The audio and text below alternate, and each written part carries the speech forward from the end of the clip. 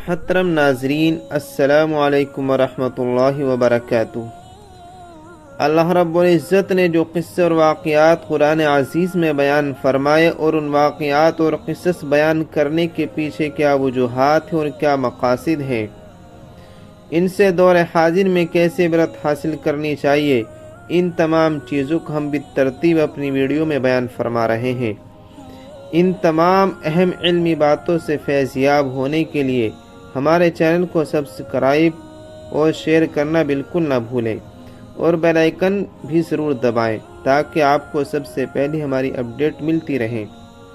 گزشتہ ویڈیو میں ہم نے حضرت آدم علیہ السلام کی پیدائش اور اس پر اللہ رب العزت سے ابلیس شیطان کے مناظرے کو بیان فرمایا۔ اب ہم حضرت آدم علیہ السلام کے جنت میں قیام اور پھر وہاں سے دنیا میں ان کا وجود کیسے ہوا، ان تمام کو بیان فرمائیں گے۔ حضرت آدم علیہ السلام ایک عرصے تک تنہا زندگی بسر کرتے رہے،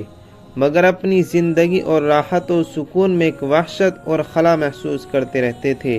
اور ان کی طبیعت اور فطرت کسی مونس و رفیق کی متلاشی نظر آتی تھی۔ چنانچہ اللہ تعالیٰ نے حضرت حوا علیہ السلام کو پیدا کیا اور حضرت آدم اپنا ساتھی اور رفیق پا کر بے حد مسرور ہوئے اور اطمینان قلب محسوس کیا۔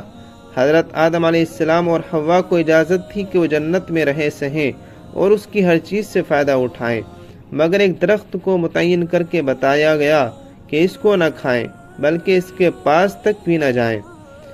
اب ابلیس کو ایک موقع ہاتھ آیا اور اس نے حضرت آدم علیہ السلام اور حوا کے دل میں یہ وسوسہ ڈالا کہ یہ شجر ہمیشگی ہے، اس کا پھل کھانا جنت میں سرمدی، آرام اور سکونت اور قرب الہی کا ضامن ہے، اور قسمیں کھا کر ان کو باور کرایا کہ میں تمہارا خیر خواہ ہوں، دشمن نہیں ہوں۔ یہ سن کر حضرت آدم علیہ السلام کی انسانی اور بشری خواص میں سب سے پہلے نسیان یعنی بھول چوک نے ظہور کیا، اور یہ فراموش کر بیٹھے کہ اللہ تعالیٰ کا یہ حکم امتناعی تھا، نہ کہ مربیانہ مشورہ، اور آخر کار جنت کے دائمی قیام اور قربت الہی کے عزم میں لغزش پیدا کر دی اور انہوں نے اس درخت کا پھل کھا لیا۔ اس کا کھانا تھا کہ بشری لوازم ابھرنے لگے، دیکھا تو ننگے اور لباس سے محروم۔ جلدی جلدی آدم علیہ السلام اور حوا دونوں پتوں سے سر ڈھانکنے لگے، گویا انسانی تمدن کا یہ آغاز تھا کہ اس نے ڈھانکنے کے لیے سب سے پہلے پتوں کو استعمال کیا۔ ادھر یہ ہو رہا تھا کہ اللہ تعالیٰ کا عتاب نازل ہوا اور آدم علیہ السلام سے باز پرس ہوئی کہ ممانعت کے باوجود یہ حکم عدولی کیسی۔ حضرت آدم علیہ السلام آخر آدم علیہ السلام تھے، مقبول بارگاہ الہی تھے، اس لیے شیطان کی طرح مناظرہ تو نہیں کیا اور اپنی غلطیوں کو تعویلات کے پردے میں چھپانے کی صحیح نامشکور سے باز رہے۔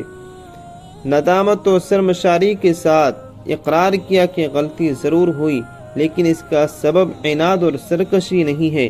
بلکہ بربنائے بشریت بھول چوک ہو گئی۔